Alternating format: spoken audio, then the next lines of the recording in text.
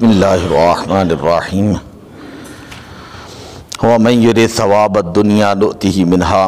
ومن یرد ثواب الآخرۃ نؤتہ منہا۔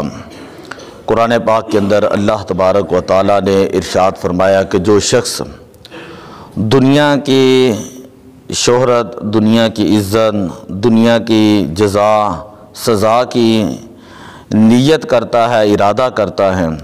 ہم جو وہ دنیا کے اندر مانگتا ہے اس کو وہی عطا کرتے ہیں۔ وَمَن يُرِدْ ثَوَابَ الْآخِرَةِ نُؤْتِهِ مِنْهَا، اور جو شخص آخرت کے اجر کا ارادہ کرتا ہے اور نیت کرتا ہے، ہم اس کو آخرت کے اندر اجر عظیم عطا فرمائیں گے۔ جس طرح کی انسان کی نیت ہوتی ہے اللہ تعالیٰ انسان کو ویسا ہی اجر عطا فرماتا ہے۔ حدیث پاک کے اندر آتا ہے انما الاعمال بالنیات، اعمال کے ثواب کا دار و مدار نیتوں کے اوپر ہے۔ وانما لکل امرئ ما نویٰ، ہر شخص کے لیے وہی ہوتا ہے جس کی اس نے نیت کی ہوتی ہے۔ اور حدیث پاک کے اندر آتا ہے نیت المؤمن خیر من عملہ، بندہ مومن کی نیت جو ہے وہ اس کے عمل سے بہتر ہوتی ہے۔ نیت کا تعلق چونکہ دل کے ساتھ ہوتا ہے، اگر انسان نیک اعمال کی نیت کرے لیکن اگر وہ نیک اعمال کر نہیں سکا، صرف نیت کی ہے، پہنچ نہیں ہوئی، تو نیت کرنے کی وجہ سے بھی اللہ تعالیٰ اس کو ایک نیکی عطا فرماتا ہے۔ اگر کوئی بندہ نیک عمل مکمل کر لیتا ہے تو ہر نیک عمل، ہر نیکی کے بدلے میں اللہ تعالیٰ اس کو 10 نیکیاں جو ہے وہ عطا فرماتا ہے۔ بنی اسرائیل کا ایک شخص تھا، قحط کے زمانے میں وہ ریت کے پہاڑ کے پاس سے گزرا تو اس نے کہا کاش اگر یہ سارا کھانا ہوتا اور میری ملکیت میں ہوتا تو میں اسے لوگوں کے اندر تقسیم کر دیتا۔ تو اللہ تعالیٰ نے جو ہے نبی کی طرف وحی کی اور فرمایا کہ اے پیارے نبی فلاں شخص کو کہہ دو کہ جیسی اس نے نیت کر لی ہے اللہ تعالیٰ اس کو ویسا ہی اجر اور ثواب عطا فرمائے گا، کہ اللہ تعالیٰ نے اس کا صدقہ قبول کر لیا اور اس کی اچھی نیت کو اپنی بارگاہ میں شرف قبولیت عطا فرمایا ہے۔ انسان نیک اعمال کی جب نیت کرتا ہے تو اس نیت کی برکت یہ ہوتی ہے کہ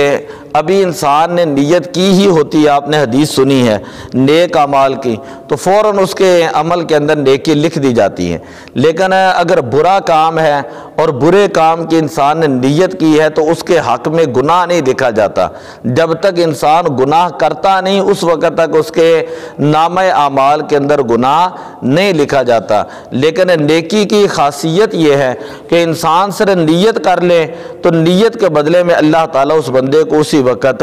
جو وہ ثواب عطا فرماتا ہے۔ مسجد کے اندر اگر کوئی بندہ آتا ہے تو یہ نیت کر لے، بے شمار علماء نے نیتیں لکھی ہیں، ان میں سے ایک نیت یہ ہے کہ وہ یہ نیت کرے کہ میں اللہ کے گھر میں جا رہا ہوں،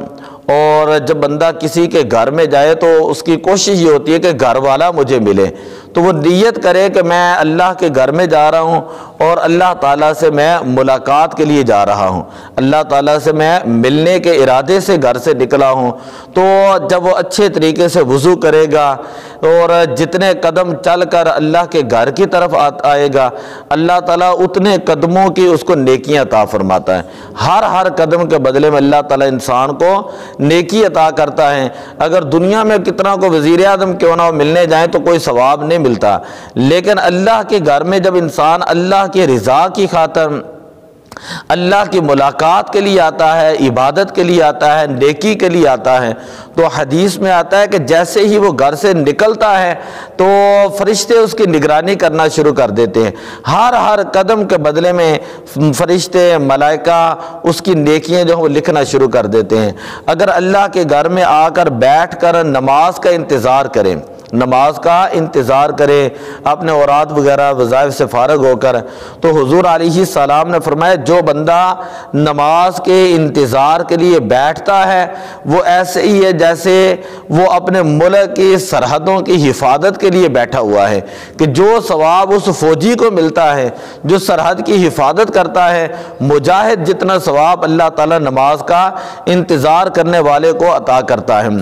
حدیث پاک کے اندر آتا ہے 7 طرح کے لوگ کل قیامت والے دن اللہ کے عرش کے سائے کے نیچے ہوں گے۔ ان میں سے ایک شخص وہ ہوگا رجل قلبہ معلق فی المسجد، کہ جس بندے کے دل کے اندر اللہ کے گھر کی محبت ہوگی، اللہ کے گھر کی محبت ہوگی۔ اگر ایک نماز جاتا ہے پھر اس کے دل میں اللہ کے گھر کی محبت رہتی ہے، پھر اگلی نماز کا انتظار کرتا ہے، وہ ادا کر لے تو پھر اسے اگلی نماز کا انتظار کرتا ہے۔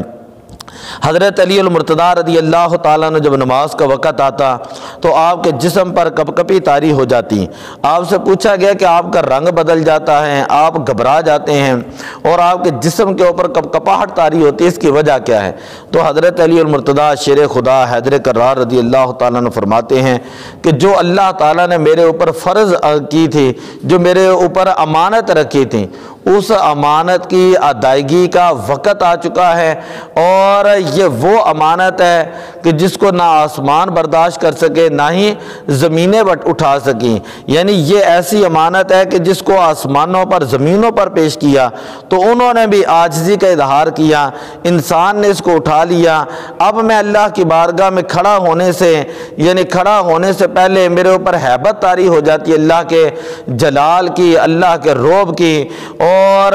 میں یہ دل میں یہ سوچتا ہوں کہ پتہ نہیں اچھے طریقے کے ساتھ نماز ادا کر سکوں گا یا نہیں کر سکوں گا۔ جس وقت مؤذن اذان پڑھتا ہے تو حدیث پاک کے اندر آتا ہے تمام چرند پرند چوپائے جو ہیں وہ کان لگا کر اللہ کا کلام سنتے ہیں، کان لگا کر اللہ کا کلام یعنی اذان سنتے ہیں، اللہ کا نام سنتے ہیں،